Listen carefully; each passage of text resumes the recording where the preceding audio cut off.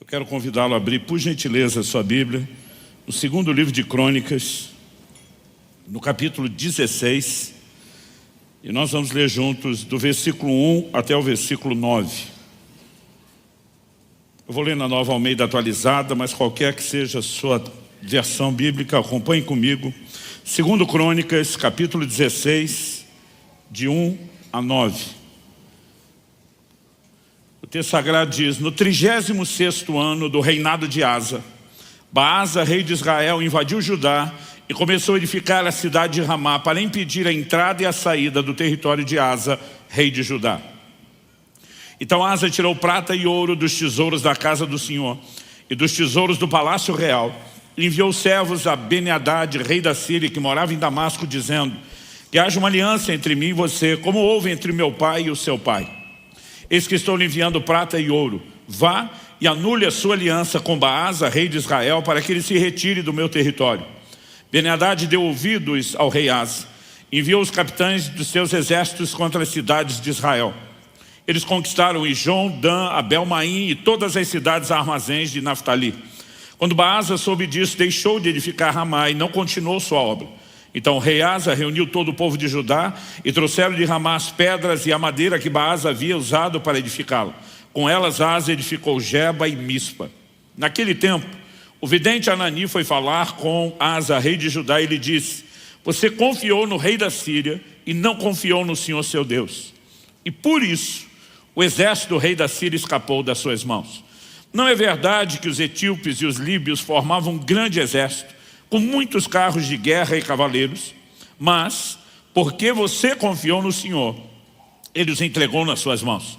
Porque quanto ao Senhor, os seus olhos passam por toda a terra, para dar força àqueles cujo coração é totalmente dele. Nisto, você cometeu uma loucura. Por isso, de agora em diante, haverá guerras contra você.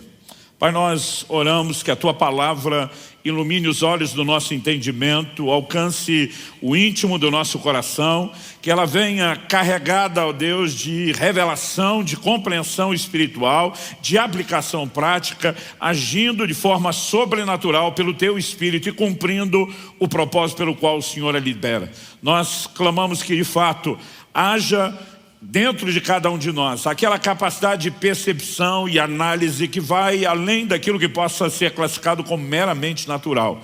E desde já nós te damos glória, honra e louvor pela certeza do que o Senhor fará em nome de Jesus. Amém.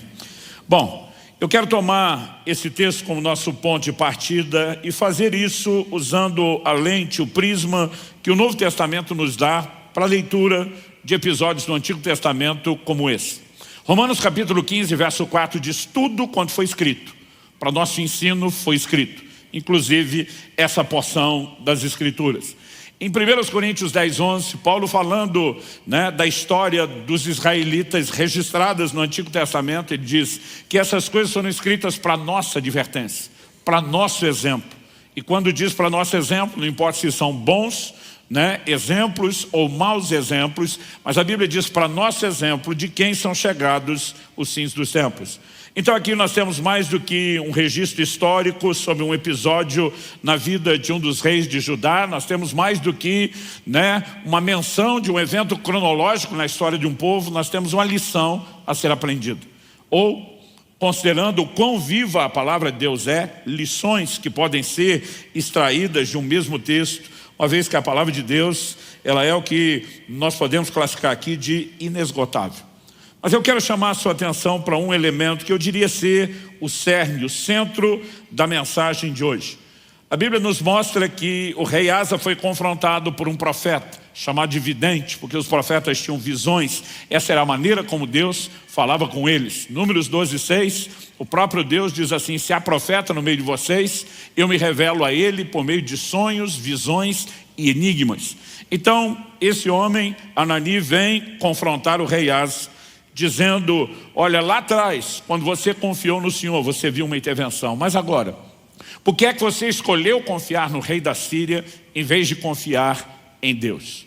Ele não apenas o questiona pela escolha feita, ele anuncia quais seriam as consequências e uma distinção que eu e você podemos fazer, olhando para a vida do rei Asa, é que É diferente você olhar para alguém que nunca confiou em Deus, e ele nunca teve experiência nenhuma com a fé. A outra é você olhar para alguém que confiou, viu resultados concretos, inquestionáveis, e agora deixa de confiar em Deus.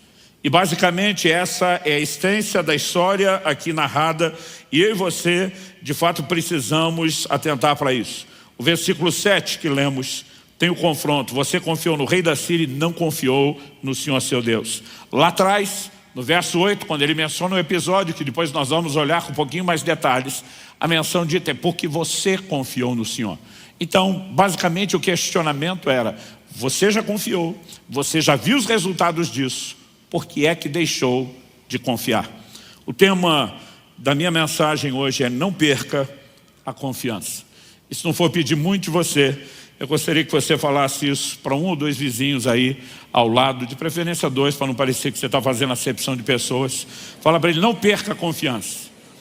Mesmo se você não conhece, sorri, faz cara de paisagem, fala aí para o outro, não perca a confiança. Para que a gente possa entender um pouco melhor essa mensagem bíblica, eu quero começar, em primeiro lugar, construindo o pano de fundo, o que eu vou chamar aqui de o histórico de Asa. Nos dias de Roboão, que era filho de Salomão, portanto neto de Davi, nós temos o início de uma nova fase na narrativa da história dos descendentes de Israel, que é o período chamado ou classificado como reino dividido. Apenas 2 tribos ficam debaixo do governo da linhagem de Davi, que é a tribo de Judá, a qual o próprio Davi pertencia, e Benjamim, os seus vizinhos mais próximos.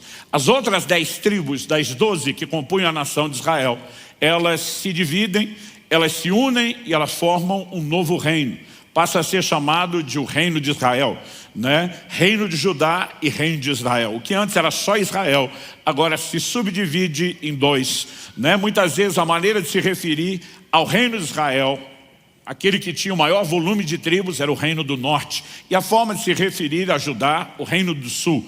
Se a partir desse momento na narrativa bíblica você não atentar para isso, muitas vezes você pode confundir o que está acontecendo.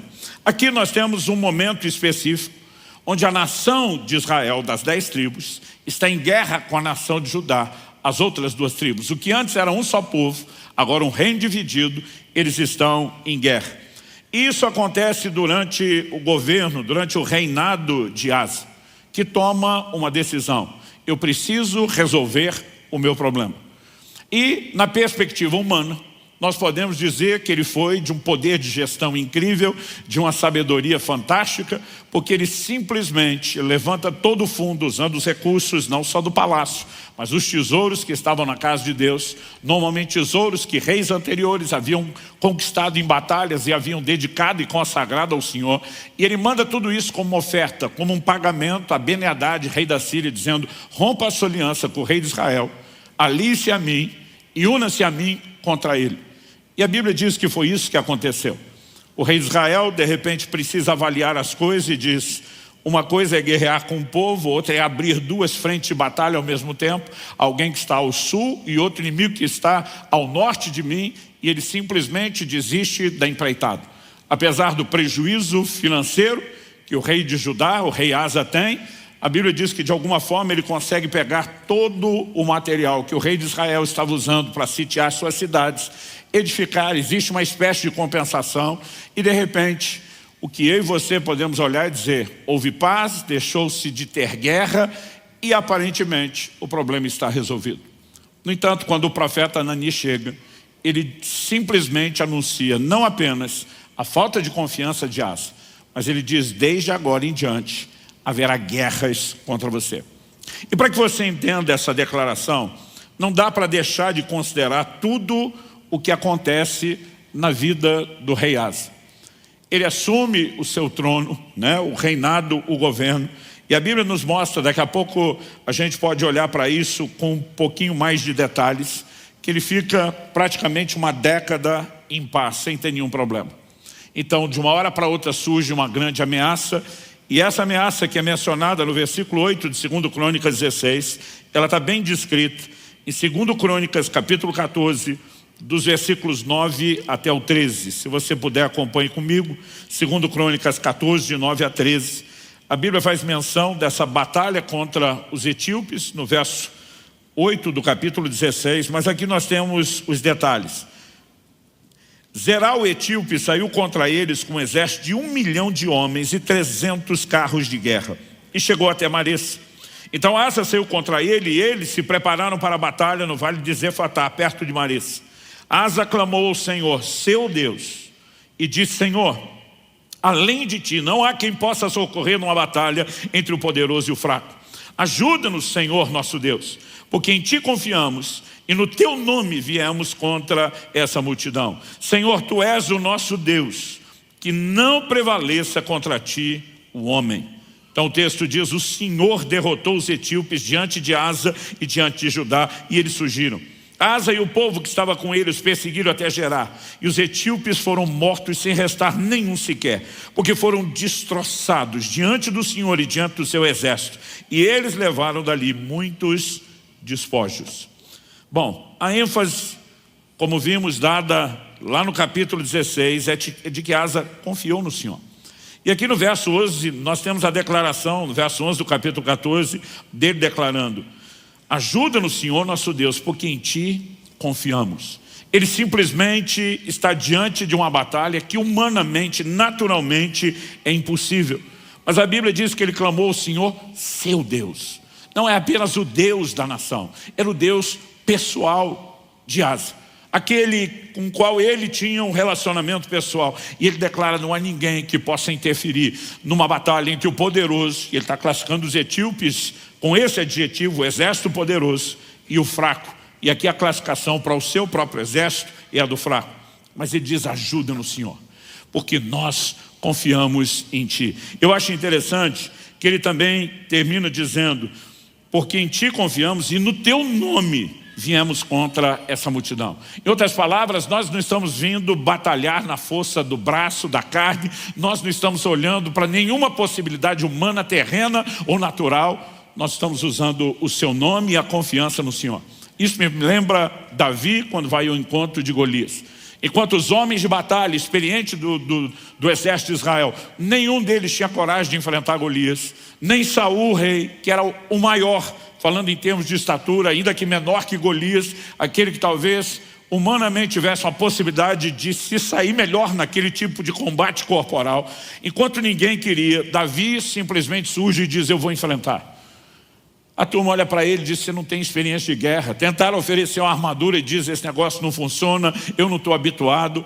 Mas Davi diz: assim como Deus já me livrou do urso e do leão, ele vai me livrar do gigante. Interessante quando ele fala que Deus o livrou do urso e do leão, ele não está dizendo que ele fugiu do urso e do leão, e que precisou, como livramento divino, achar um lugar escondido, apertado, onde as feras não entrassem. Ele vai descrever uma história onde ele partiu para cima do urso e do leão. Ele vai descrever como, na condição de pastor, ele foi arrancar a ovelha da boca dos predadores, e ele menciona, num desses casos, agarrando o bicho pela barba para matá-lo. Ele parte para cima e ele diz: quer saber, não vai ser diferente com Golias. Não só Deus vai me entregar, mas eu vou para cima. E ele vai enfrentar o homem. E quando o Golias está vindo na sua direção, ele diz: você vem contra mim com espada, com lança, com escudo. Mas Davi diz: eu vou contra você em nome do Senhor dos exércitos, Jeová de Sabaote, o Senhor da guerra. Davi não diz: eu vou contra você com uma funda, ainda que ele tivesse em posse de uma. Ele diz: eu vou contra você em nome do Senhor dos exércitos. E sabe, eu e você precisamos entender isso. Aliás, eu não gosto quando a turma conta a história de Davi e diz: derrubou o gigante com estilingue. Eu digo: gente, chamar aquele negócio de estilingue é desmerecer. A funda também era usada na guerra, né? A capacidade que aquilo tinha de dar pressão, velocidade e até precisão no lançamento da pedra era algo impressionante. Mas Davi está dizendo: a força do golpe, a precisão do golpe não será habilidade que eu desenvolvi, ela será uma intervenção divina. E esse tipo de linguagem revela o que é fé e confiança. E a Bíblia nos mostra que Asa está tratando Deus como seu Deus, está declarando confiança, e o relato bíblico é de que o Senhor derrotou os etíopes diante de Asa e diante de Judá. A Bíblia volta a dizer: eles foram destroçados diante do Senhor e diante do seu exército. Ou seja, o exército de Asa é apenas a ferramenta, é apenas um instrumento. Deus fez algo. E o impacto dessa intervenção divina foi tão grande que a Bíblia nos mostra que durante 25 anos haveria novamente um período de paz. É muito importante que a gente consiga observar isso, porque lá na frente, quando o profeta Anani vem, ele diz para ele: você confiou em Deus e viu intervenção. E ele fala de um princípio, ele fala de uma lei que nós podemos chamar do efeito de causa e consequência. E diz: porque quanto ao Senhor, seus olhos passam por toda a terra. Verso 9 de 2 Crônicas 16, o nosso texto. Quanto ao Senhor, os seus olhos passam por toda a terra para mostrar-se forte para com aqueles cujo coração é totalmente dele. O que significa os olhos do Senhor passam por toda a terra? É uma linguagem figurada, alegórica, para dizer Deus está procurando pessoas cujo coração seja totalmente dele. Traduzindo, gente que se entregue totalmente, que confie plenamente. Ele está dizendo, para com esses Deus vai se mostrar forte. Ou seja, não vai mostrar sua força, o seu poder para todo mundo. E eu posso te garantir, isso é um princípio espiritual. E ainda hoje, a gente pode dizer que os olhos do Senhor estão sobre esse auditório, procurando onde estão aqueles cujo coração será totalmente meu. Porque é para com esses que Deus mostra a sua força. Então nós temos declarações nesse texto inicial que lemos, de causa e consequência.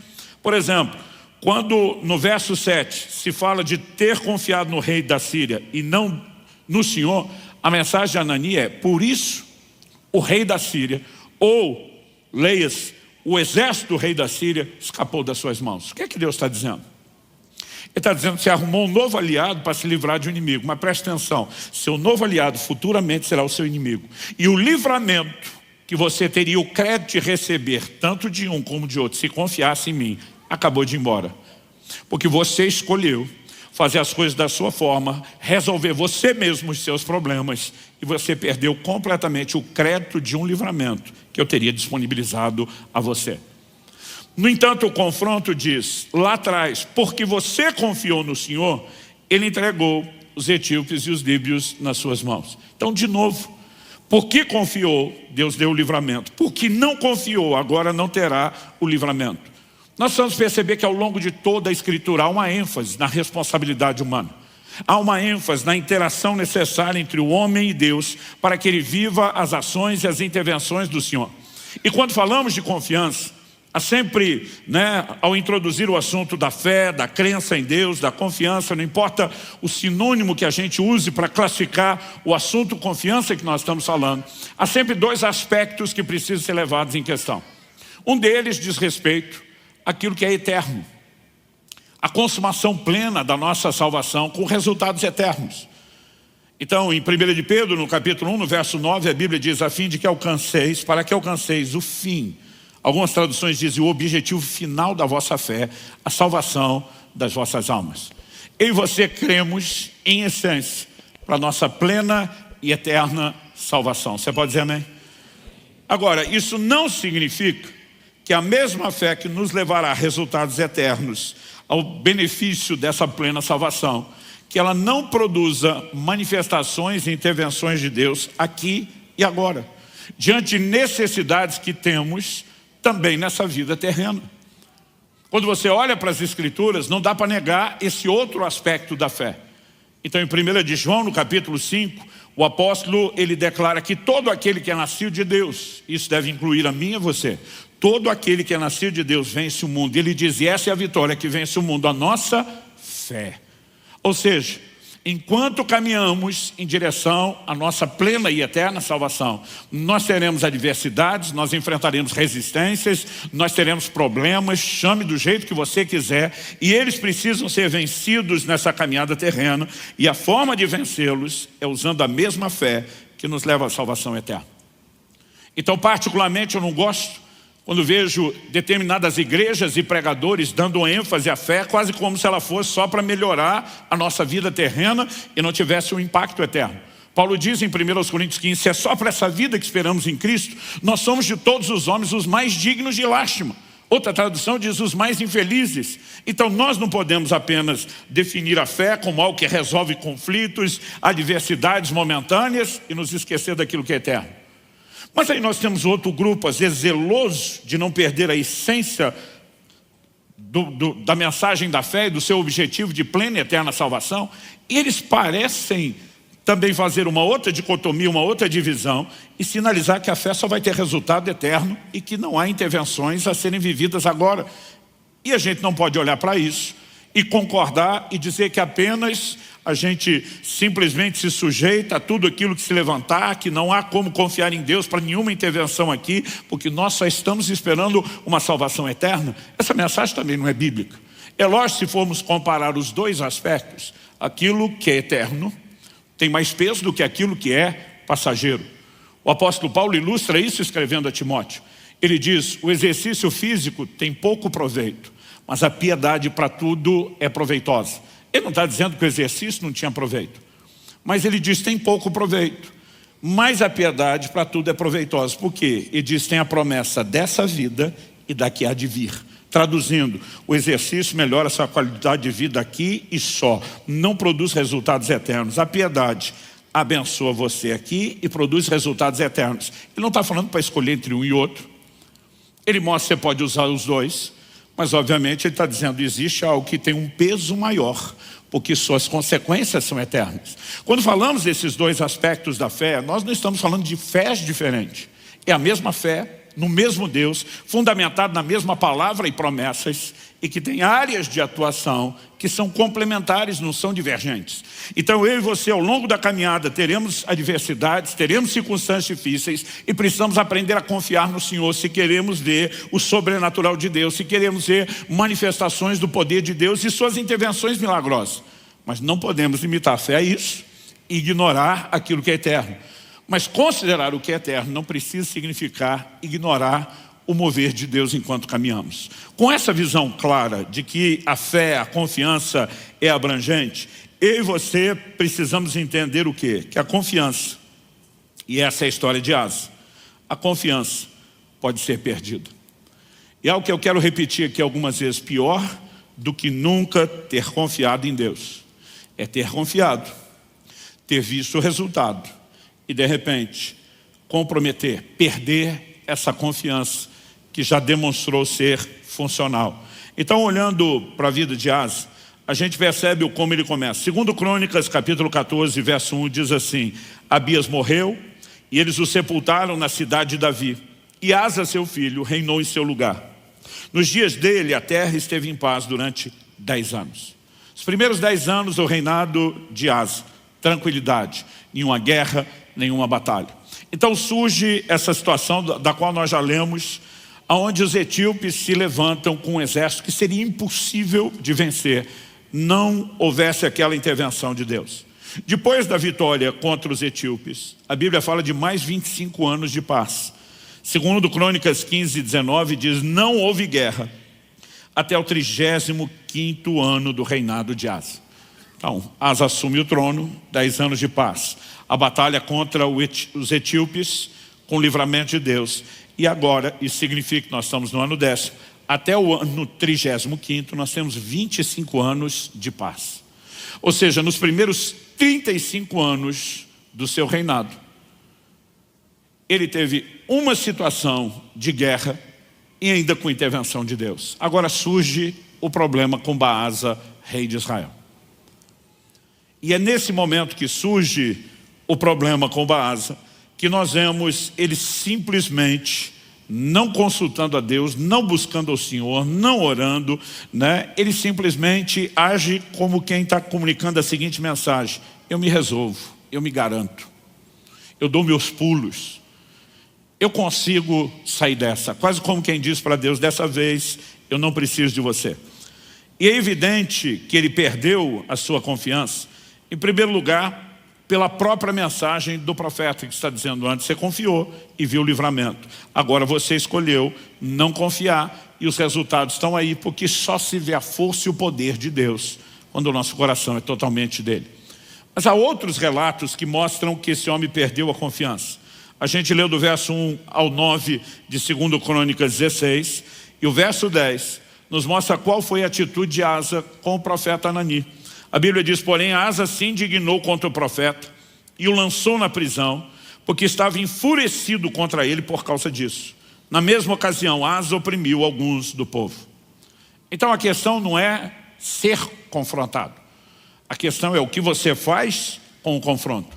É lógico que esses monarcas soberanos, né, eles, pelo nível de poder que tinham, muitas vezes o ego se tornava um tanto quanto exacerbado. Mas você olha para Davi, por exemplo, depois de ter pecado, quando Natã o visita e coloca o dedo na ferida, qual foi a reação de Davi? O Salmo 51, que Davi compõe como arrependimento do seu pecado. Ele declara a Deus: contra ti, e contra ti somente, eu pequei. O que nós vemos é um homem que se quebranta, é um homem que se arrepende, que vai trilhar um caminho de restauração. No entanto, a atitude de Asa não foi dizer: eu errei. A atitude de Asa é dizer ao profeta: eu não estou nem aí porque você está falando e eu vou te silenciar. E o colocou na prisão. É lógico que o problema dele não era com o mensageiro. O problema de Asa é com quem enviou o profeta, é com quem enviou o mensageiro.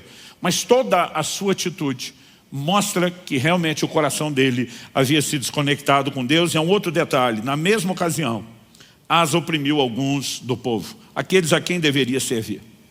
Alguns versículos à frente, 2 Crônicas 16, verso 12 e 13, mostram que até mesmo por ocasião da morte, poucos anos depois, essa foi a atitude dele. A Bíblia diz: no 39º ano do seu reinado, Asa contraiu uma doença nos pés, e essa doença era muito grave.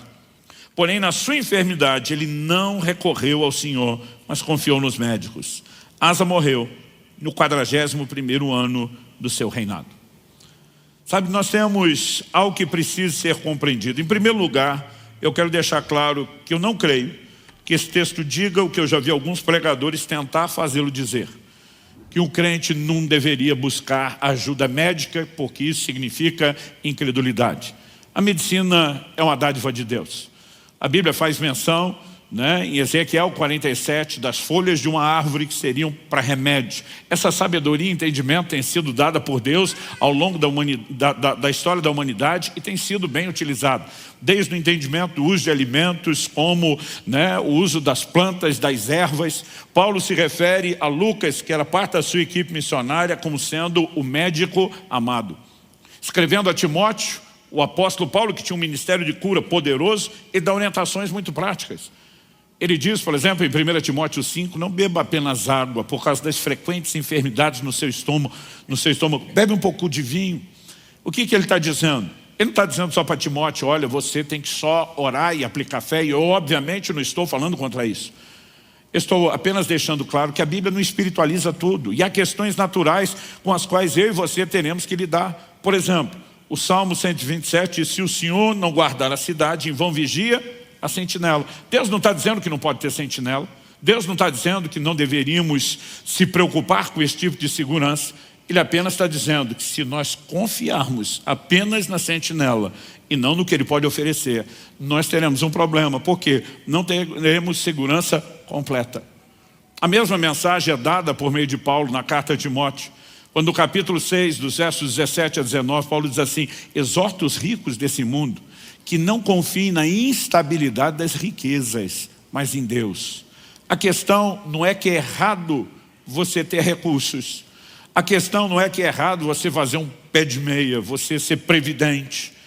A sabedoria divina nos mostra isso quando José, no Egito, diz para Faraó: aproveita os anos das vacas gordas de prosperidade, estoca, provisiona, para que você possa enfrentar o momento da necessidade.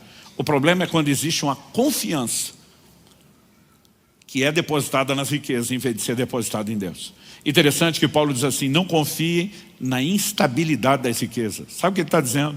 Mesmo aquilo que você acha que é o seu pé de meia, aquilo que você se organizou a ponto de dizer dentro de você: eu me garanto, você pode ser surpreendido, as circunstâncias podem mudar, a economia mundial pode virar da noite para o dia, e daqui a pouco você vai descobrir que isso não é tão estável quanto você achava que era. Então não tem nada de errado você tomar as suas providências. Errado é quando você confia nisso, a ponto de descartar a confiança em Deus. E a Bíblia diz que ele não recorreu ao Senhor, ele confia nos médicos. O problema é a confiança nos médicos, a ponto de ser para Deus: eu te descarto, eu não preciso de você, eu me garanto, eu tenho quem resolva o meu problema. E os médicos não conseguiram resolver o seu problema. Por outro lado, você vai ter reis como Ezequias, que os médicos não podiam resolver o seu problema. Ele vira para a parede, ele ora, ele chora, ele clama, e ele vê uma intervenção de Deus. A questão é onde colocamos a nossa confiança.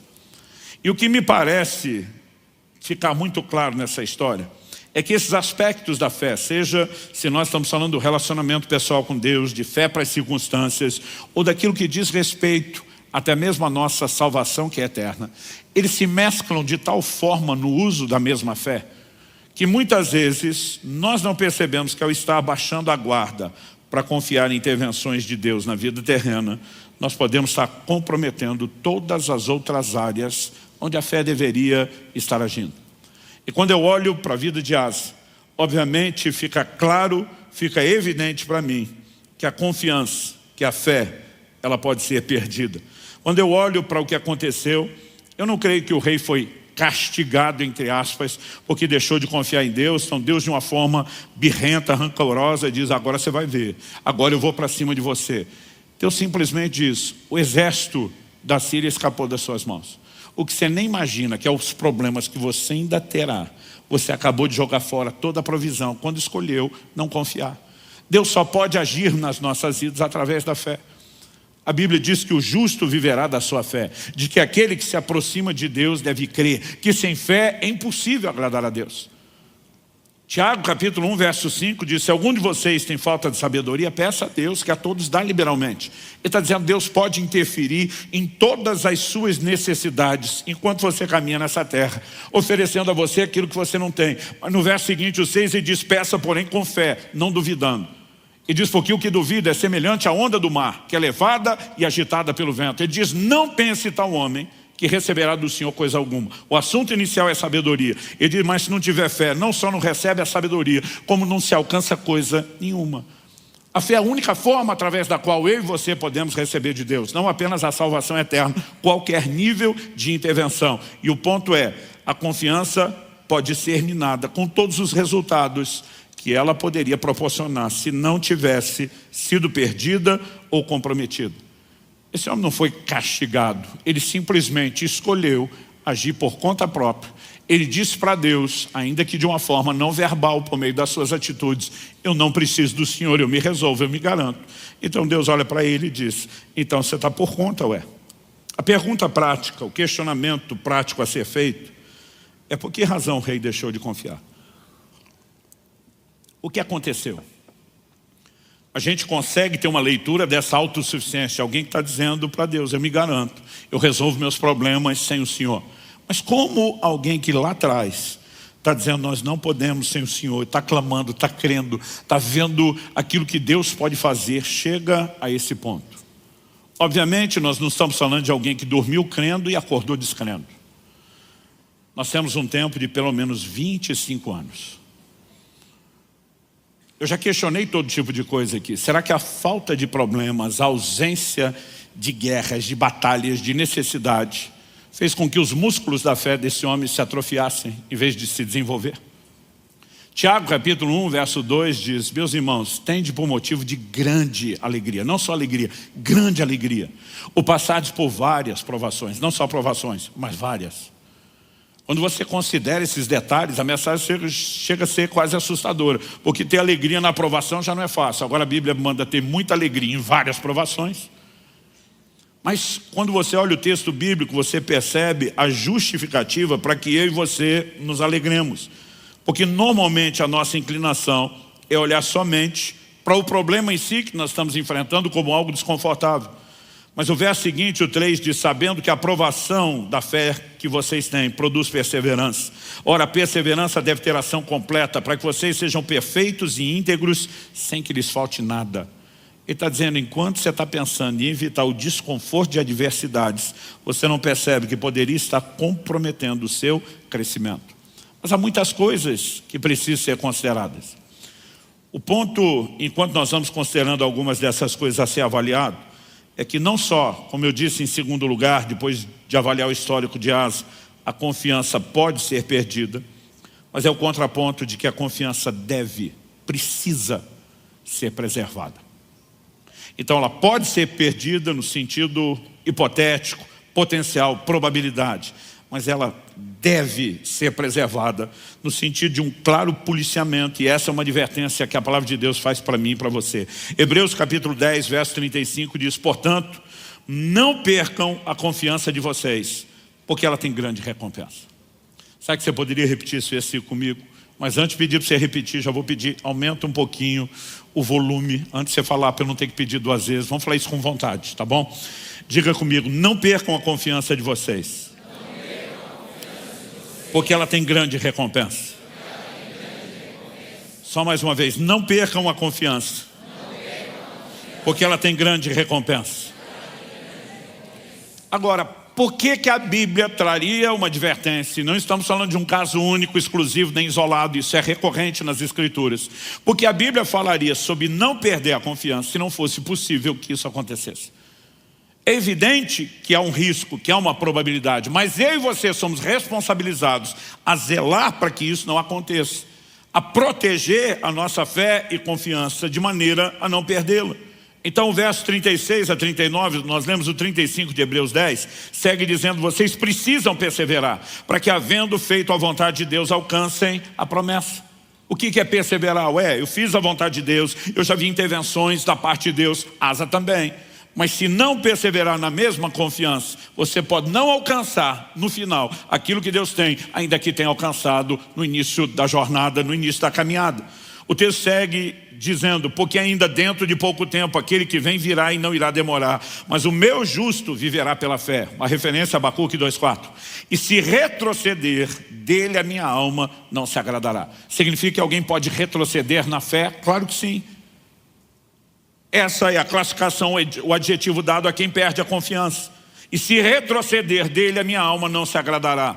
E o texto termina no 39. Nós, porém, não somos dos que retrocedem para a perdição, mas somos da fé para a preservação da alma. Agora vamos pensar junto.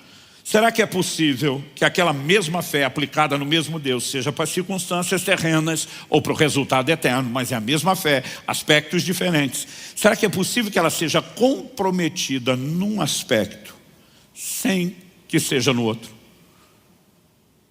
Será que nós vamos imaginar que perder a confiança é só um problema para não ver milagre aqui na terra, mas que isso jamais afetaria o curso da nossa salvação? Eu não posso aceitar isso. Porque o texto fala daqueles que retrocedem, e eles não retrocedem apenas na quantidade de intervenções divinas aqui na terra. A Bíblia diz que estão retrocedendo para a perdição. Mas quando você preserva a confiança para ela não ser perdida, isso garante o quê? A preservação da sua alma. Então é evidente que quando falamos de guardar fé e confiança, não é só para questões terrenas, é a mesma fé que deve nos levar para resultados eternos. E aí realmente me incomoda e me aborrece profundamente quando eu vejo pregadores, escolas teológicas, eu não estou colocando em xeque se são ou não são homem de Deus, se são ou não são abençoados, se são ou não ministérios úteis e importantes. Mas quando eu percebo que nessa área eles insistem em dizer não existe o menor risco de que alguém perca a salvação, e oferecem um falso senso de segurança. Porque a Bíblia diz que a salvação é pela fé. Efésios capítulo 2, verso 8. Pela graça sois salvos mediante a fé. Agora a Bíblia diz que a fé pode ser perdida. Se a fé que me conduz à salvação, que ainda não está completa, a Bíblia diz: desenvolvei a vossa salvação, para que alcanceis o objetivo final da fé, a salvação da vossa alma. Se ela não está completa e eu perco a fé que me leva a esse resultado, como é que o resultado está garantido sem a fé que me leva para lá? O apóstolo Paulo diz em 1 Timóteo capítulo 1, verso 19, que alguns vieram a naufragar na fé. Já usei esse exemplo aqui várias vezes e vou seguir insistindo na mesma metodologia de Paulo, quando escreve aos Filipenses e diz: eu não me canso de repetir as mesmas coisas. O que é a ideia do naufrágio? Alguém entra numa embarcação, num navio atracado num porto para fazer uma jornada. Qual o propósito da jornada, da viagem? Levá-lo a um lugar, a um destino. Então lá o navio vai aportar e quando estiver atracado em segurança, aqueles que embarcaram descem no destino final. A Bíblia compara a nossa jornada rumo ao alvo. Aquilo que Paulo diz em Filipenses, né? Eu prossigo para o alvo. O que é o alvo? O prêmio da soberana vocação de Deus em Cristo Jesus. Compare isso com a jornada da fé. Mas o que era o naufrágio? Quando alguém nessa jornada, o navio ou a embarcação, naufragava, isso significava não apenas que a jornada não era completada, mas que as pessoas se perdiam no processo. Quando aplicamos isso à caminhada de fé, que conclusão chegamos? Paulo está dizendo de uma jornada interrompida de gente que se perdeu no processo, e a gente simplesmente nega isso de forma deliberada. O apóstolo Paulo, ele encerra a sua carreira dizendo: eu combati o bom combate, 2 Timóteo 4,7. Combati o bom combate, encerrei a carreira, guardei a fé.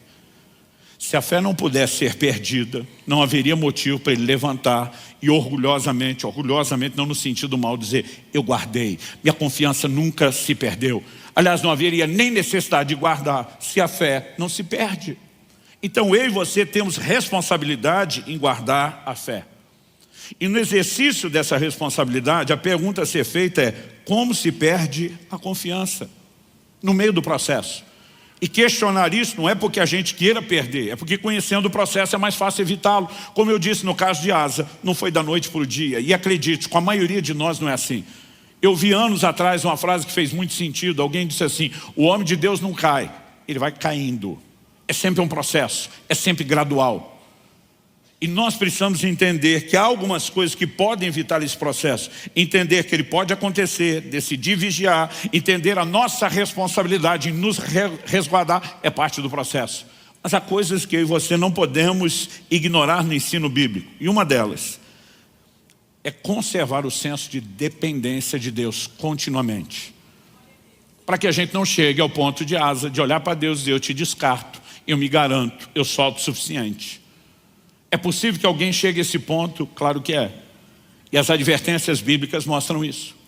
Em Deuteronômio 8, quando Deus está falando a respeito do momento em que eles entrariam na terra prometida, o Senhor diz assim: mas depois que vocês tiverem comido, depois tiverem fartos, depois tiverem construído casas, depois tiverem prosperado, não se esqueçam do Senhor seu Deus.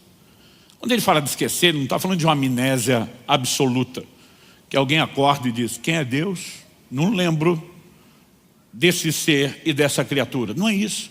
Assim como quando o Senhor Jesus instituiu a ceia, que nós vamos celebrar daqui a pouco, ele diz: façam isso em memória de mim. O que é em memória? Recordação, ato e lembrança.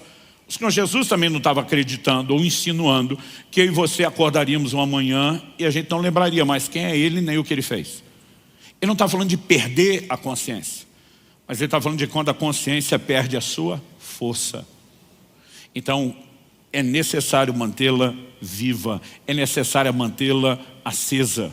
Como fazemos isso? O texto de Deuteronômio 8 que eu citei, diz assim nos versos 17 e 18: portanto não pensem, a minha força e o poder do meu braço me conseguiram essas riquezas. Pelo contrário, lembrem-se do Senhor seu Deus, porque é Ele quem lhes dá força para conseguir riquezas, para confirmar sua aliança, que sob juramento prometeu aos pais de vocês, como hoje se vê. Deus está dizendo: quando os resultados chegarem, quando vocês tiverem crescido, quando tiverem prosperado, não se achem. Não olhe para vocês dizendo: meu braço me garantiu. Lembrem que foi o Senhor. Quando a Bíblia diz: em tudo dai graças, é um chamado para que o tempo todo a gente reconheça o que Ele tem feito por nós. Em João 15,5, Jesus disse: sem mim nada podeis fazer. Paulo em 1 Coríntios 15:10 faz uma afirmação ousada. Alguns classificariam de abusada. Ele diz: eu trabalhei mais do que todos os apóstolos. Depois de fazer isso, ele diz: não eu, mas a graça de Deus comigo. O que ele está dizendo? Posso ter tido resultado, mas não vou cair no engano de achar que eu sou o cara. Os recursos vieram dele, a força veio dele, o poder de realização era dele, e a Bíblia nos mostra com clareza, Paulo sinaliza isso em 1 Coríntios 1, para que no final das contas ninguém se glorie diante do Senhor. Nenhum de nós no final vai poder, no dia da prestação de contas, dizer para Deus: pois é, até o Senhor sabe que eu sou o cara, porque isso não é verdade. E Deus está dizendo: lembre disso. Então eu e você precisamos cultivar uma mentalidade de dependência, porque o processo, que é gradual, ele pode acontecer de uma forma tão lenta, tão paulatina, que eu e você nem nos damos conta. Me permita dar um exemplo de algo que Deus me corrigiu há muitos anos atrás. Em dezembro desse ano, estou completando 30 anos de ministério pastoral. Comecei a pregar a palavra de Deus há alguns anos, então antes disso, são mais de 3 décadas servindo a Deus. Eu me lembro de anos atrás, um dia que o Senhor me confrontou a respeito de uma mudança no meu comportamento. Ele me perguntou: por que é que você não ora mais como orava no início? Desde jovem, solteiro, eu separava horas do meu dia, mesmo numa agenda apertada de trabalho, de estudo, para estar com Deus dia a dia. Raramente iria ministrar em qualquer lugar sem ter investido um bom tempo de oração, de jejum, buscando a Deus. Mas agora o Senhor me cobra e diz, por que você não ora como orava antes? Eu falei, Deus, eu era solteiro, não tinha mulher, não tinha filhos, não tinha igreja para pastorear, quase como quem diz, o Senhor mesmo me encheu de tanta atividade que agora não sobra tempo para orar como eu orava antes. Isso não significa que eu não orava. Mas eu não orava como orava antes. Não era o mesmo ritmo, não era a mesma intensidade, não era, o mesmo tempo despendido diante do Senhor. E quando eu estou dizendo aquilo, e realmente acreditava naquilo, porque ninguém acha que consegue enganar o Deus que sabe todas as coisas. Quando eu respondi isso, o Senhor me falou, não, essa é a desculpa na qual você resolveu acreditar. E dessa forma não enxergar o que está acontecendo. Ele me disse, a razão pela qual você orava muito mais no início era por um senso de incapacidade, o que gerava em você um senso de dependência. Era sempre um desespero dentro de você, eu não consigo fazer isso, a menos que Deus o faça. Então, todo o tempo gasto em oração era um clamor, para que você visse a minha manifestação. Mas o Senhor diz, à medida que o tempo foi passando, você começou a sentir que era bom naquilo que fazia. Que agora você tinha pegado o jeito, que agora você tinha o traquejo da coisa. E sem que você percebesse, você passou a me colocar de fora. E o ponto é que Deus não apenas falou, Ele abriu meus olhos. Eu enxerguei aquilo com tanta clareza. Não havia nada, absolutamente nada que eu pudesse falar para retrocar aquilo. Eu simplesmente percebo que eu estou enganando a mim mesmo. E é por isso que a Bíblia às vezes fala de pessoas como Pedro, quando o galo canta, como o filho pródigo, que caíram em si, porque estavam fora de si. E essa é a hora que a sua atitude determina como as coisas se conduzirão. Você vai ficar revoltadinho, estilo asa, e brigar com Deus que está falando, ou você vai à semelhança de Davi dizer, eu me arrependo e eu conserto. A gente tem uma leitura equivocada, que ela é exacerbada dentro da cultura latina, eu diria. Quanto mais eu viajo e conheço povos e culturas, mais evidente isso fica para mim dentro da cultura latina. Nós temos uma dificuldade enorme com o confronto. Porque a gente lê o confronto como se fosse uma reprovação de quem somos, não de algo que fizemos. Então mesmo quando Deus chama atenção, porque nos ama e quer o melhor de nós, é como se a gente já visse naquilo um selo de desaprovação, existe uma reação emocional, a gente se fecha e a gente bagunça as coisas. É por isso que no livro do Apocalipse você vê o Senhor dizendo com toda clareza, tens a teu favor isso, isso e isso. Ou seja, eu não te desaprovo quanto pessoa, eu estou aprovando você, mas tem um comportamento que precisa ser arrumado, que também não muda a minha capacidade. O Senhor precisa vir, como a gente diria, pisando em ovos, para não criar uma resposta errada. Naquele dia eu chorei e chorei muito. Eu passei a orar e clamar a Deus com insistência. Não me deixe entrar nesse processo gradual de autossuficiência, de te excluir do processo. Me ajude. Mas ao mesmo tempo em que eu dizia, me ajude, o Senhor diz, há formas de você se ajudar. E uma delas é cultivar gratidão por tudo que Deus tem feito. É o tempo todo reconhecer aquilo que você não pode sozinho. É você continuar crendo e clamando para novas intervenções. Lembrando, esse tem sempre sido o meu histórico dependência de Deus. A fé, ela não apenas pode, ela precisa ser preservada. E a minha mensagem para você hoje é, não perca a sua confiança. Me parecia às vezes que Deus cobrou quase que demasiadamente a Asa. Mas como foi dito em Lucas 12:48, aquele a quem muito foi dado, muito lhe será exigido. Quanto mais nós vemos e experimentamos o que Deus tem, maior será o nível de cobrança. E Asa viu o que Deus podia fazer. Ele não tinha o menor direito de escolher parar de confiar. Eu vou repetir mais uma vez o que eu anunciei e ficaria repetindo. Pior do que nunca ter confiado em Deus é alguém tê-lo feito, provado resultados, então abandonar a confiança. Eu termino lendo a você a advertência de Hebreus capítulo 3, de 12 a 14. Tenham cuidado, irmãos, para que nenhum de vocês tenha um coração mau e descrente, que o leve a se afastar do Deus vivo. O verso 12 traz uma advertência que é generalizada. Temos que ter cuidado para que não haja um coração mau e descrente. Outra tradução diz um perverso coração de incredulidade. O que ele faz? Nos leva a se afastar do Deus vivo. Como que alguém se aproxima? Hebreus 11 diz, aquele que se aproxima de Deus deve crer. Nós nos aproximamos por fé. Só pode afastar quem já aproximou primeiro. Como que se afasta? Incredulidade, o oposto da fé. Verso seguinte diz, pelo contrário, o que é o contrário de se afastar, permanecer próximo, colado, juntinho, ou na linguagem do bom mineiro do interior, agarrado nele. E diz, pelo contrário, animem uns aos outros todos os dias, durante o tempo que se chama hoje, a fim de que nenhum de vocês seja endurecido pelo engano do pecado. Porque temos nos tornado participantes de Cristo, se, e aqui o condicional é claro, se de fato guardarmos firme até o fim a confiança que desde o princípio tivemos. Se ela não for comprometida, então os resultados eternos também serão preservados, e não só as intervenções de Deus na nossa jornada terrena. Que o Senhor nos ajude a perceber o quão sério isso é, abraçar sua mensagem amorosa que valoriza cada um de nós e o relacionamento que Ele quer ter conosco, e que a gente seja cuidadoso no exercício da nossa responsabilidade de permanecer interagindo com Ele em nome de Jesus. Feche seus olhos. Pai, nós oramos que a Tua palavra produza resultados não apenas aqui e agora, mas mesmo depois dessa reunião.